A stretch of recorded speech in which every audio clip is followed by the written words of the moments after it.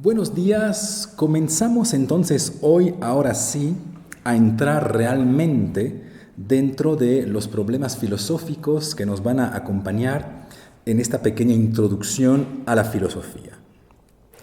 Y antes de comenzar con la filosofía de Platón, que es aquella que nos va a ocupar durante varias semanas, pues quiero primero decirles algo acerca del mundo griego, acerca de la cultura griega, para que podamos entender dos cosas diferentes.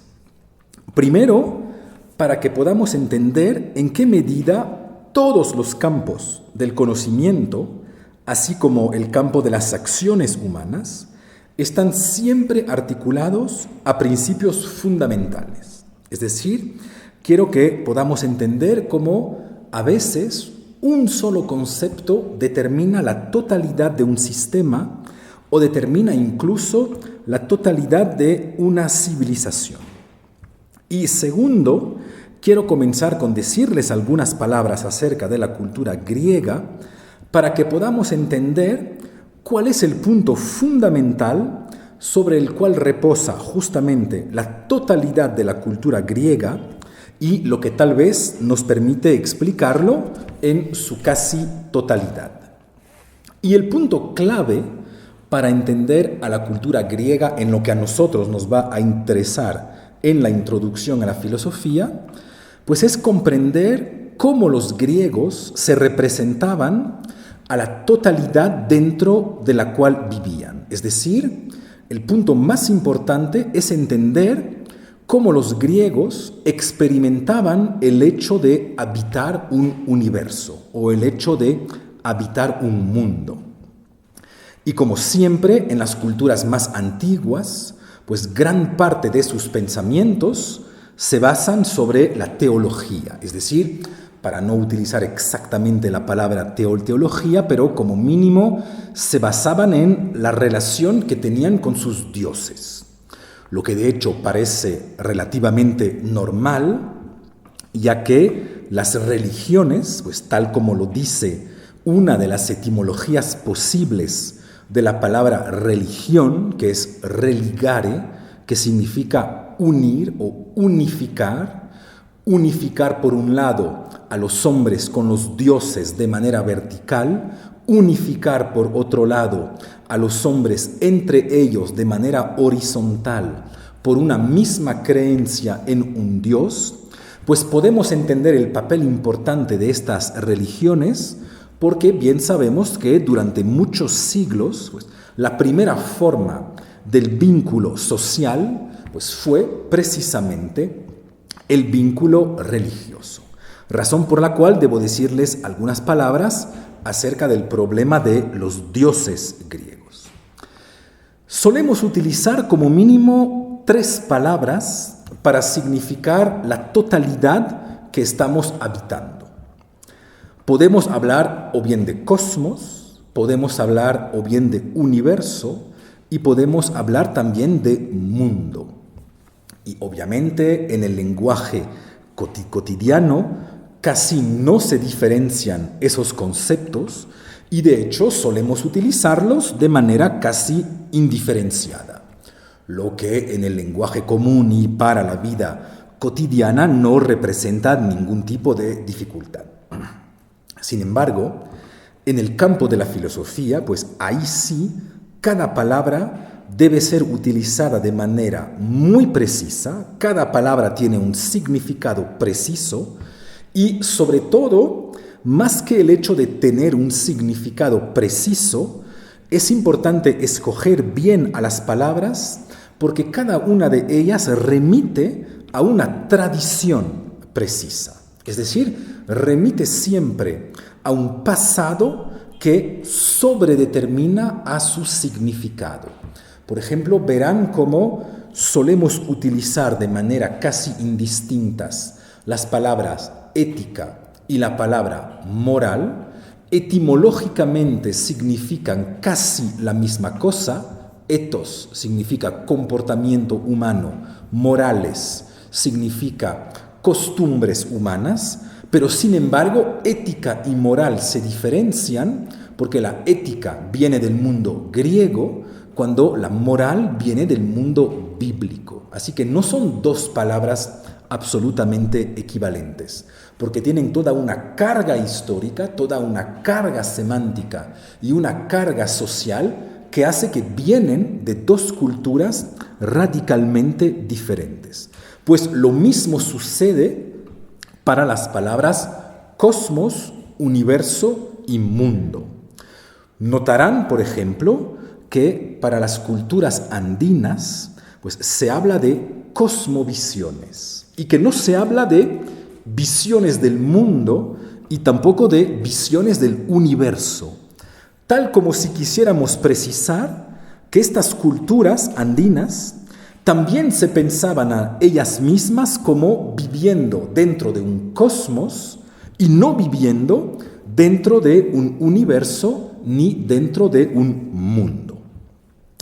Pues en el caso de la Grecia antigua es justamente el concepto de cosmos que permite entender los grandes fundamentos de la cultura. Lo que obviamente era de esperar, puesto que la misma palabra cosmos, con una K, es precisamente griega. Y lo más importante es entender esta palabra para ver las consecuencias filosóficas que va a tener sobre absolutamente toda la civilización griega.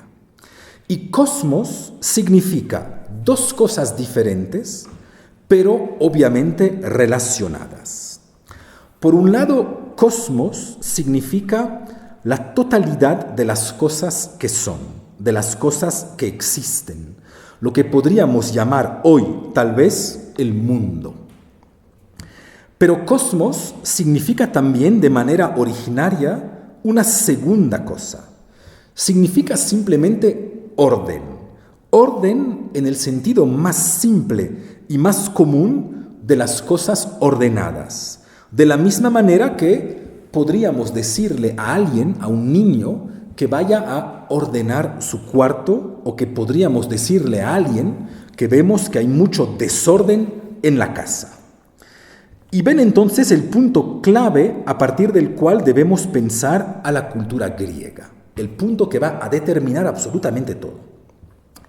Es una civilización que piensa que la totalidad dentro de la cual viven los seres humanos es una totalidad ordenada, es una totalidad que ya tiene de por sí su propio orden. ¿Y por qué razón esta totalidad cósmica en Grecia ya viene dada en tanto que ordenada? ¿De dónde viene este carácter inmediatamente ordenado del cosmos? Pues es justamente ahí donde debemos regresar un poco a la teología, y en este caso a la teología politeísta griega.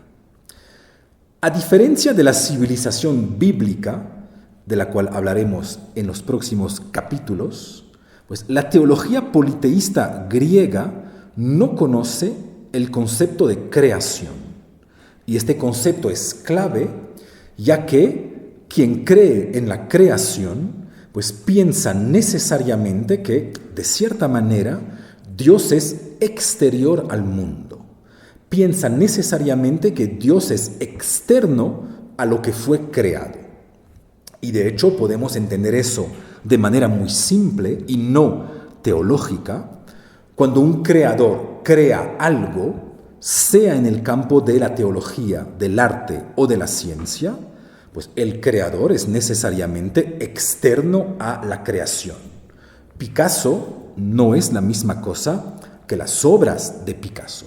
Mozart no es la misma cosa que las obras de Mozart. Pues en el campo de la teología, la creación supone que exista de manera necesaria una fractura entre Dios y el mundo, una exterioridad de Dios en lo que se refiere al mundo. Por decirlo en pocas palabras, para la civilización de la creación bíblica, para las civilizaciones que conocen el concepto de creación, Dios no está en el mundo, ni tampoco se confunde con el mundo, lo que sería la posición panteísta, que es una herejía, y el hecho que Dios no esté en el mundo o que no se confunda con el mundo, pues tiene consecuencias filosóficas muy importantes.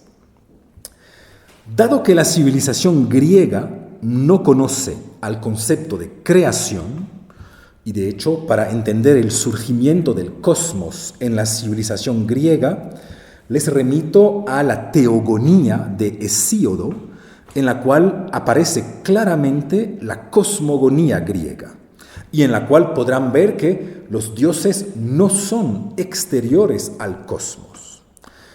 Pues dado que la civilización griega no conoce el concepto de creación, los dioses griegos no se encuentran fuera del cosmos, sino al contrario, plenamente dentro de él.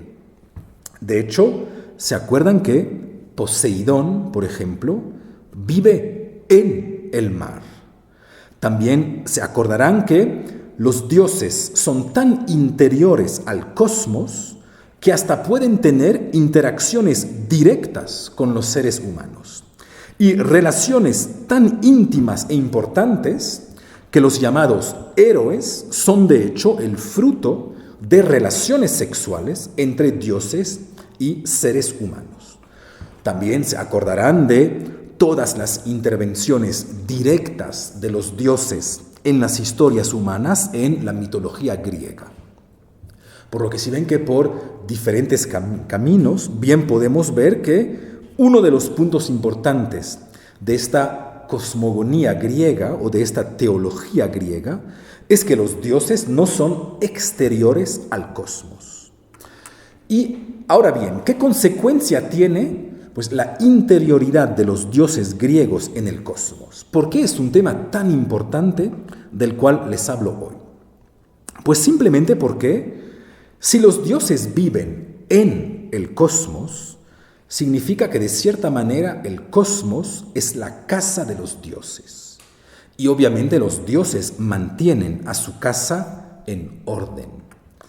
Y ven aquí el vínculo entre la interioridad de los dioses en lo que se refiere al cosmos y el hecho que el cosmos esté ordenado, el hecho que la misma palabra cosmos signifique orden. Es porque el cosmos es la casa de los dioses que está ordenado. ¿Y cómo está ordenado? Pues obviamente está ordenado por las leyes de las personas que viven bajo su techo. Es decir, que está ordenado por las leyes divinas, por leyes que provienen directamente de la naturaleza y de las virtudes de los dioses. Por este motivo, el cosmos, casa de los dioses, está ordenado según las virtudes griegas fundamentales. El cosmos es bueno, el cosmos es bello y el cosmos es verdadero. Es decir, que las reglas según las cuales está ordenado el cosmos pues reflejan simplemente a las diferentes características divinas. Y para avanzar con algunos conceptos griegos adicionales, pues sabemos que la ley con la cual el cosmos está ordenado es lo que se llama el logos. El cosmos está ordenado según el logos. La palabra logos significa muchísimas cosas en griego. Puede significar razón, lenguaje, discurso, etc. Pero en este caso más originario, logos significa la razón que rige al cosmos, es decir, las leyes del cosmos, casi lo que llamaríamos hoy simplemente las leyes de la física. ¿Y cuál es la razón que hace que las leyes de la física o que el logos sea este y no sea otro? Pues justamente el mismo logos. Recordarán que el cosmos está ordenado por una ley que vamos a llamar logos. Y veamos ahora el impacto filosófico que tiene sobre la civilización griega el hecho que los griegos hayan pensado vivir dentro de un cosmos ordenado. Y dado que el logos que organiza el cosmos es bello, es bueno y es verdadero, pues podemos mostrar en qué medida impacta esta concepción del cosmos en tanto que ordenado en el campo de la ética, en el campo de la estética, en el campo de la política y en el campo de la ciencia. Comencemos entonces a ver en qué medida el hecho de representarse como habitando un cosmos ordenado tiene un impacto directo sobre el campo de la estética. Dado que el cosmos es de por sí bello, pues el artista griego va a tener un papel muy claro y muy preciso. Y fácilmente podemos entender que si el cosmos es de por sí bello, pues el artista no debe producir belleza.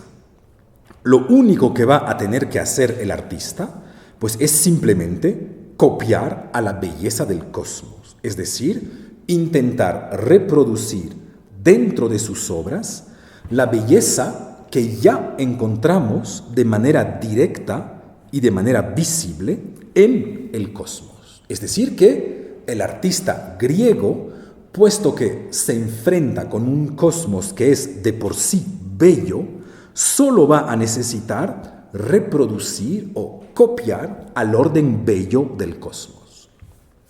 Y esto nos permite entender el carácter sumamente imitativo del arte griego, ya que si la belleza ya existe en el cosmos, pues lo mejor que puede hacer una obra de arte, pues es simplemente reproducir esta belleza sin intentar modificarla, dado que ya se manifiesta de manera perfecta, es decir, de manera divina, en el cosmos. Y eso es uno de los puntos que nos permite entender, por ejemplo, el carácter sumamente realista de las artes griegas. El hecho que se dediquen ante todo al reproducir y al copiar. De ahí, de hecho, pues la importancia crucial del concepto de mímesis en la filosofía griega, dado que el mejor artista será el que mejor copia, el que mejor reproduce a la belleza que ya encontramos en el cosmos. Claro que el concepto de realidad se deberá trabajar para entender lo que es la realidad en los filósofos griegos. Por ejemplo, y paradójicamente podremos ver que lo más real en las obras de Platón no es el mundo sensible, sino el mundo de las ideas o el mundo de las formas. Por lo que va a tener que copiar, por ejemplo, en la obra de Platón el artista, no es el mundo sensible como tal, sino la verdadera realidad, es decir, la verdadera inteligible, la verdadera de las ideas. De ahí que muchas estatuas griegas no reflejen el cuerpo del hombre griego común, sino el cuerpo del hombre griego ideal. Pero incluso si diferenciamos a las realidades que el artista copia, pues de todas formas, el artista griego copia y es en este sentido un artista realista. Y este punto también nos permite entender las diferentes críticas que puede sufrir esta concepción de la estética. Si la obra de arte es una copia, pues obviamente se va a plantear el problema de por qué no preferir directamente el original a la copia. ¿Por qué perder tiempo en admirar a las copias y no mejor admirar directamente a las realidades? Y tal como señala Platón en el libro 10 de la República, ¿qué tanto podemos aceptar dentro de una ciudad ideal a personas que son simples copiadores, simples reproductores? No es que al copiar están simplemente desvalorando a la realidad, al hacerla entrar dentro de lo que es una simple copia. Ven que esta concepción mimética del arte, que está sumamente vinculada con el hecho que el cosmos viene preordenado por la belleza, pues también permite entender toda la denuncia del arte, en tanto que sería justamente una simple copia. Si los artistas simplemente copian, pues ¿qué tanto necesitamos de realmente artistas? ¿Por qué no ver directamente a las realidades? Hablaremos de esto en otro momento, pero ven el vínculo directo que puede existir entre cierta concepción mimética del arte y el hecho que el cosmos esté ordenado según la virtud de la belleza. Lo mismo sucede, o podemos ver el mismo impacto del cosmos en tanto que ordenado en el campo de la política. Solemos decir que Grecia es ante todo el momento del surgimiento de la democracia. En gran medida es verdad, dado que la misma palabra democracia es griega, y si bien la democracia griega poco tenía que ver con nuestras democracias representativas liberales, pues sin duda alguna la democracia fue ante todo griega. Pero establecer este tipo de vínculo es también olvidar que los grandes filósofos griegos no eran demócratas y que más bien los filósofos que luchaban a favor de la democracia son aquellos que históricamente perdieron, son aquellos que los grandes filósofos denunciaban precisamente como sofistas. Saben que la historia de la filosofía también está escrita por los vencedores, y en este caso por los grandes filósofos idealistas. No debemos olvidar que ni Platón, ni Aristóteles, ni tampoco los filósofos estoicos fueron filósofos a favor de la democracia, sino más bien aristócratas. Aristócratas en el sentido etimológico de la palabra, según el cual quien debe gobernar son los mejores, aristoi. Y lo que a nosotros aquí nos interesa es entender por qué razón esos grandes filósofos griegos fueron casi todos aristócratas. Y es una vez más el concepto de cosmos que nos permite entenderlo. ¿De dónde vienen las grandes críticas a la democracia en Grecia? Pues si el cosmos está ordenado según lo bueno, significa simplemente que ha dado a cada uno de nosotros algún papel que cumplir dentro de este orden, algún papel que cumplir dentro de este cosmos, algún lugar en el cosmos. Y sobre todo, también significa que el cosmos nos ha dado a cada uno alguna competencia o algún talento.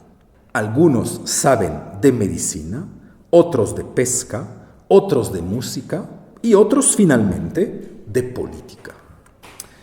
Y tal como señala Platón, a ninguno de nosotros se le ocurriría preguntarle a un pescador acerca de una operación quirúrgica o preguntarle a un economista cómo hacer pan. Cada uno tiene sus competencias que debe aplicar dentro de su propio campo. Por lo que en política tampoco podemos preguntarles a todos lo que creen oportuno para la ciudad. Debe existir algún grupo de seres humanos que deben disponer de algún tipo de competencia específica y de conocimiento específico que les permita ocuparse de política. Si el cosmos hizo de mí un profesor de filosofía, no es para que opine sobre los problemas de seguridad o de finanzas de la ciudad. Si el cosmos hizo de mí un panadero, no es para que yo pueda opinar sobre problemas de política exterior o de políticas de salud. Así que ven que si cada uno tiene un papel establecido por el orden cósmico, pues la misma democracia implicaría una ruptura de este orden y por lo tanto el establecimiento de cierto tipo de caos cósmico. Esa idea de la democracia como caos epistemológico, con la idea según la cual la democracia es el momento en el cual vamos a preguntarles a los ignorantes sobre algún tipo de campo lo que piensan. Pues para los grandes filósofos griegos eso implica un desorden total. Y entendemos entonces que para los grandes filósofos griegos la democracia sea una especie de aberración epistemológica, que en contra del orden cósmico introduce caos al pensar que todos podemos opinar en política, cuando, sorprendentemente, nadie lo aceptaría en los otros campos como la medicina, la educación o las finanzas. Entonces vemos cómo este sistema aristocrático de los grandes filósofos griegos también se fundamenta sobre el cosmos en tanto que ordenado. El cosmos tiene un orden dentro del cual cada uno tenemos un lugar, por lo tanto, no podemos lanzarnos dentro de sistemas democráticos que van a romper con este orden. Hay personas que nacieron para regir a la ciudad, pues hay que respetar que las personas que nacieron para regir a la ciudad lo hagan, de la misma manera que hay que respetar que los panaderos hagan pan. Esta concepción también tiene un impacto muy importante en el campo de la ética. Esa visión de un cosmos en tanto que ordenado también nos permite entender en gran parte el problema de la ética, una vez más, no de todos los filósofos griegos, pero de los filósofos griegos que históricamente ganaron, los que muchos perciben como los más importantes. Lo mismo sucede entonces en el campo de la ética. Tal como señala un estoico como Epicteto, el cosmos, ordenado según lo bueno, pues nos ha asignado a cada uno una tarea, un papel. Y lo mejor que podemos hacer, por lo tanto, pues es simplemente cumplir con este papel. El buen vivir estoico, pues supone un actuar que se basa en el actuar un papel que ha sido predeterminado por nosotros, incluso antes de que nazcamos. Somos los simples actores de nuestras vidas, pero no somos los guionistas de estas. Si nos tocó ser padre, hay que ser un buen padre. Si nos tocó ser militar, hay que luchar con valentía y ser un buen militar. Si nos tocó la miseria, vivámosla como buenos miserables. ¿Se acuerdan que el estoicismo es la escuela filosófica que presenta esta característica única de ser a la vez la filosofía de un esclavo, Epicteto, y también aquella de un gran emperador romano, Marco Aurelio? Lo que es justamente entendible por el orden que nos impone respetar. Eres emperador, sé un buen emperador. Eres esclavo, sé un buen esclavo. Hay un orden cósmico global que está regido por las leyes del logos, y estas leyes nos han asignado un papel. Y para vivir bien, es decir, para vivir de manera ética, no podemos salir de este papel y debemos cumplir de la mejor manera el papel que el cosmos nos ha asignado, indiferentemente del hecho que sea el papel de un esclavo o el papel de un emperador. La vida buena se resume entonces a la actuación de un guión que alguien más escogió para nosotros. El manual de Epicteto es absolutamente explícito sobre este punto. Les leo alguna cita del capítulo 17. Epicteto. Recuerda que eres actor de un drama, con el papel que quiera el director. Si quiere corto, corto. Si uno largo, largo. Si quiere que representes a un pobre, represéntalo con nobleza, como a un cojo, un gobernante, un particular. Eso es lo tuyo, representar bien el papel que te han dado, pero elegirlo es cosa de otro. Ven aquí lo coherente, y también me imagino para muchos de nosotros, lo terrible de las consecuencias de pensar que vivimos dentro de un cosmos ordenado. Si tengo un papel predeterminado, lo mejor que yo pueda hacer es nunca salir del papel que me ha sido asignado. Y la ética se limita entonces a una ética que me lleva a ser quien realmente soy. De ahí el carácter sumamente jerarquizado de las éticas griegas y su carácter naturalista que nos llevan a nunca ir más allá de lo que somos, justamente para nunca introducir cierto desorden dentro del cosmos. Y de hecho, en muchas ocasiones, ¿se acuerdan que la mitología griega nos cuenta la misma historia? Alguien a quien el cosmos asignó cierto papel quiere salir de este.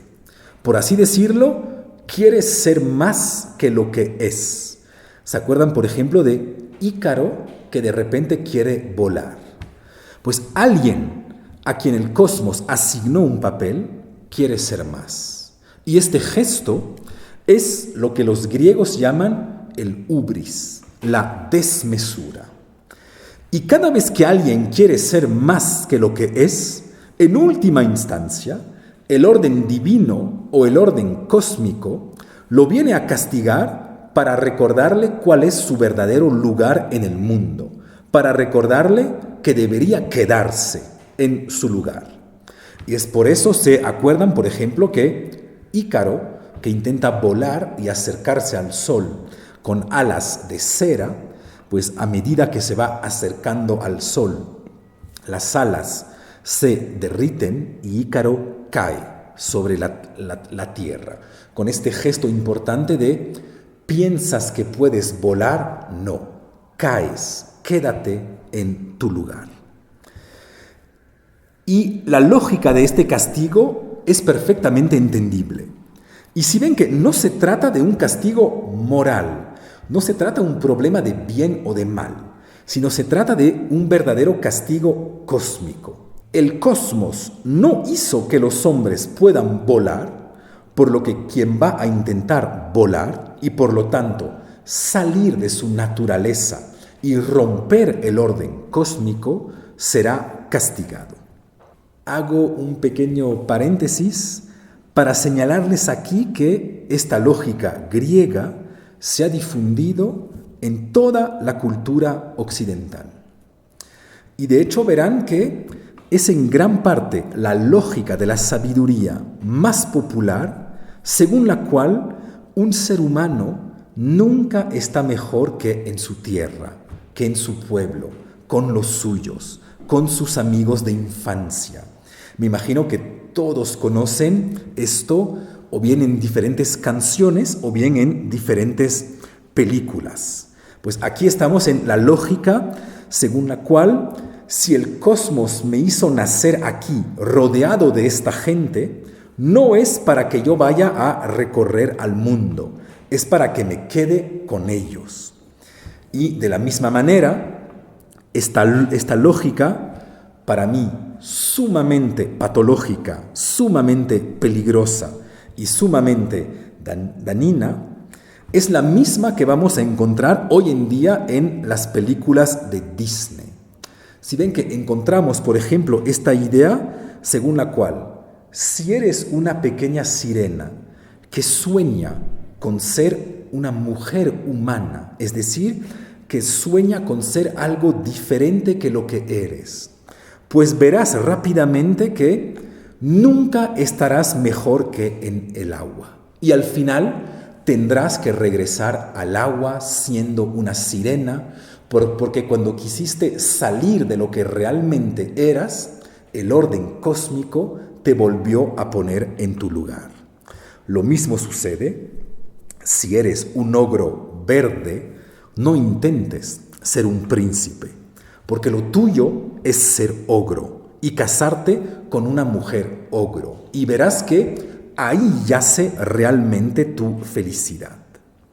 Si ven que la lógica que se esconde detrás de todo eso es siempre la misma, no intentes ser más que lo que eres, Busca tu verdadera identidad, es decir, la que ha sido establecida para ti antes que llegues al mundo. Y si ven que todo esto se fundamenta sobre la idea de un cosmos ordenado, un cosmos en el cual cada uno debemos ocupar un lugar específico. No se trata aquí para mí de evaluar la oportunidad de esta lógica. Habrán entendido que no es para nada la mía, puesto que yo pienso más bien que lo que debe mover al ser humano es, al contrario, intentar ser otro que lo que soy, o nunca ser simplemente lo que soy.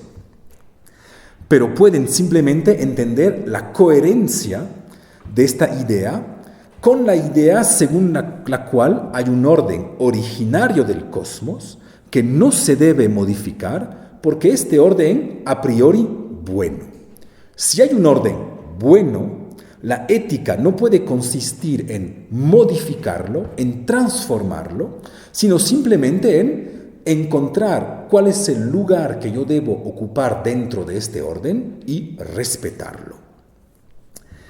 Esta concepción del cosmos como ordenado también tiene consecuencias en el campo científico. Es a partir de Grecia que se va a pensar a la verdad de manera explícita en la filosofía de Aristóteles como una adecuación de una proposición con la realidad, es decir, de una adecuación con una proposición lingüística con un evento fuera de mí, con un evento real. Esta adecuación es lo que se llama verdad. Si pronuncio la frase está lloviendo, pues la frase es verdadera si es que efectivamente llueve, la frase es falsa si es que al contrario no llueve. Por lo que es en comparación con un estado del cosmos que se va a establecer la verdad y la falsedad. Y esto se evidencia en el caso de la historia. La palabra historia también es una palabra griega que aparece en el texto de Tucídides, que se llama Historia de la Guerra del Peloponeso. Pero lo importante de este texto es que vincula el concepto de historia con aquel de verdad para señalar que la historia debe relatar a la verdad de los acontecimientos históricos, es decir, que la historia debe relatar lo que sucedió en realidad. Y señalo este punto para recordarles que, por ejemplo, en la cultura judía, el concepto de historia no proviene del concepto griego historia, sino del concepto hebreo de toldot, lo que nos lleva por un camino radicalmente diferente. Toldot, historia en hebreo, significa el hecho de relatar el sentido de los acontecimientos y no su verdad en el sentido griego de adecuación con la realidad. Por lo que ven que el mismo concepto de historia puede significar dos cosas radicalmente diferentes según que estemos pensándolo desde Grecia o desde el mundo hebreo. Notarán además la importancia de esas diferencias a la hora de decir, por ejemplo, que el primer libro de la Biblia, Génesis, relata la historia de la creación del mundo.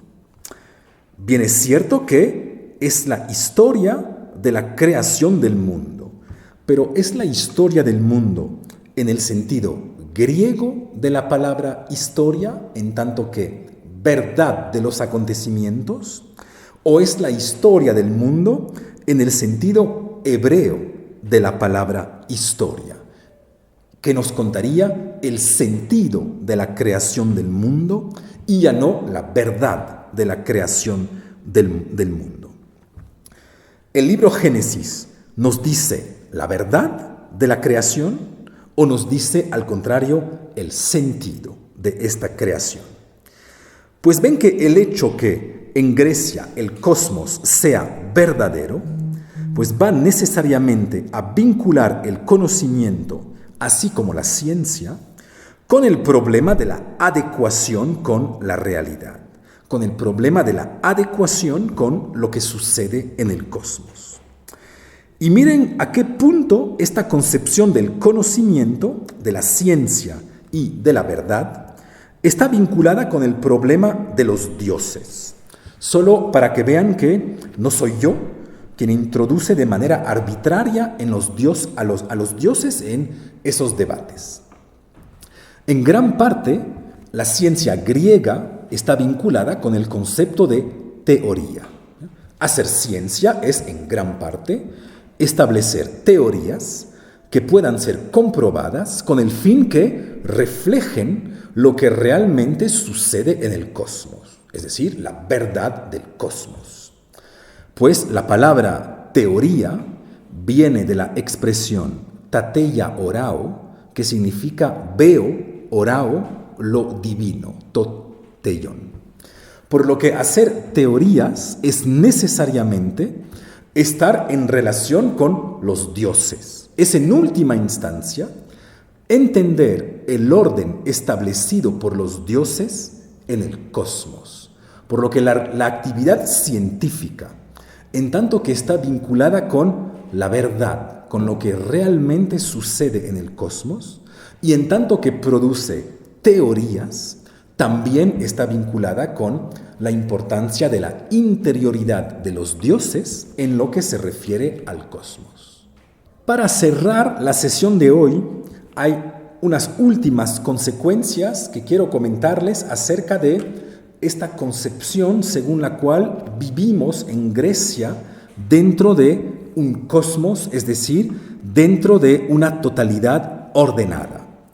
En realidad podríamos declinar las consecuencias en casi todos los campos de la vida humana, pero solo les señalo algunas para que vean el impacto tremendo que tiene sobre todos los campos de la cultura griega.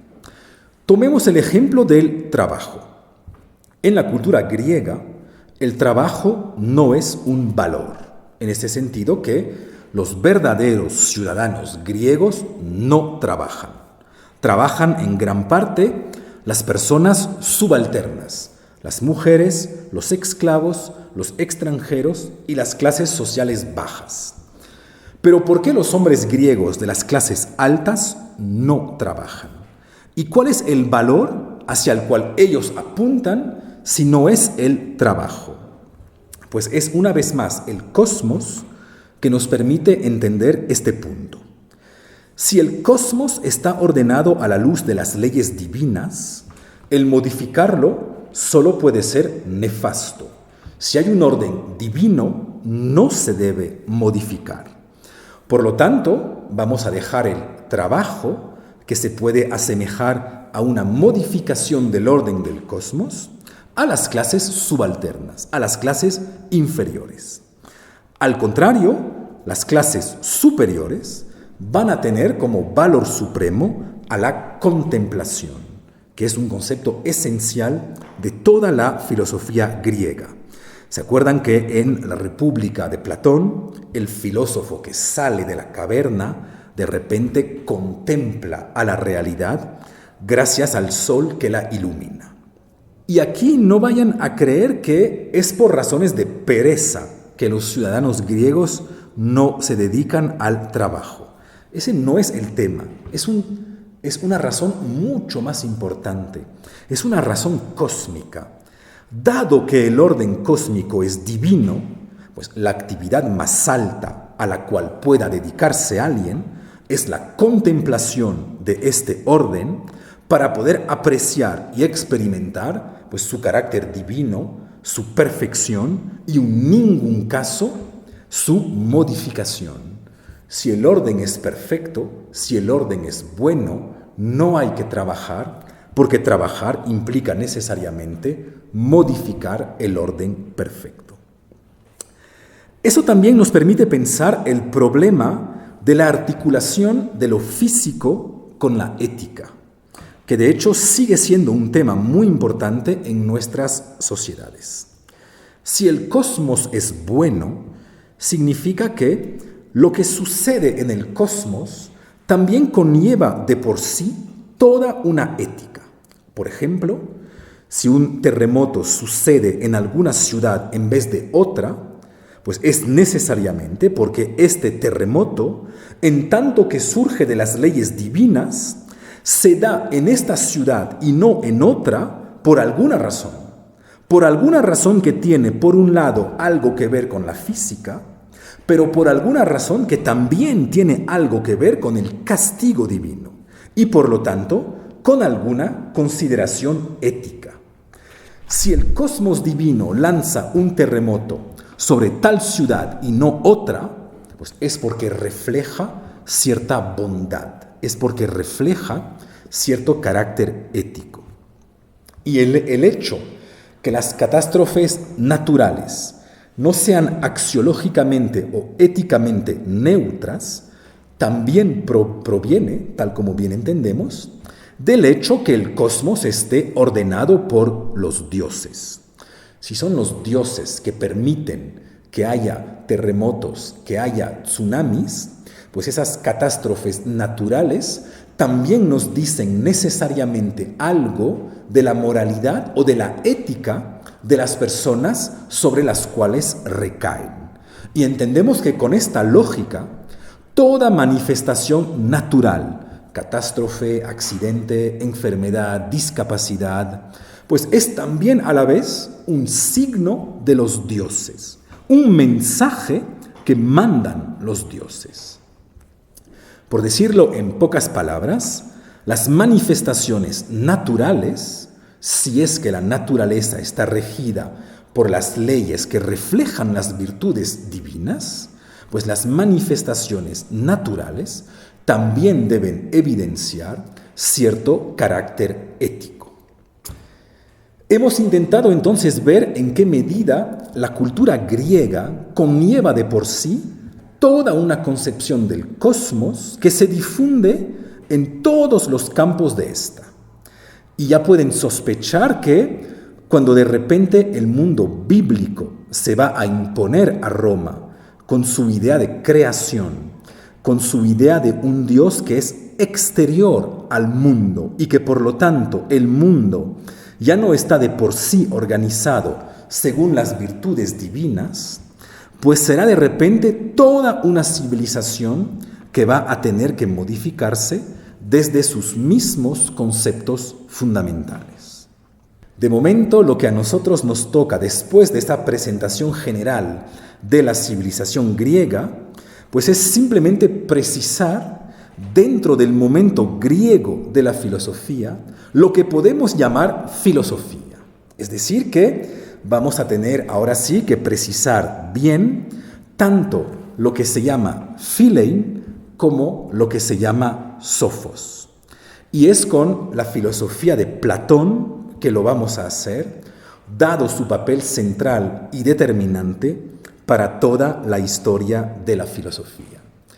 Después entonces de esta pequeña presentación de la idea de cosmos y de lo que implica para una civilización humana, la próxima vez entraremos en la obra de Platón para preguntarnos qué es la filosofía o qué puede llegar a ser la filosofía dentro de una civilización que se piensa como habitantes de un cosmos. Es lo que veremos la próxima vez. Muchas gracias por su atención.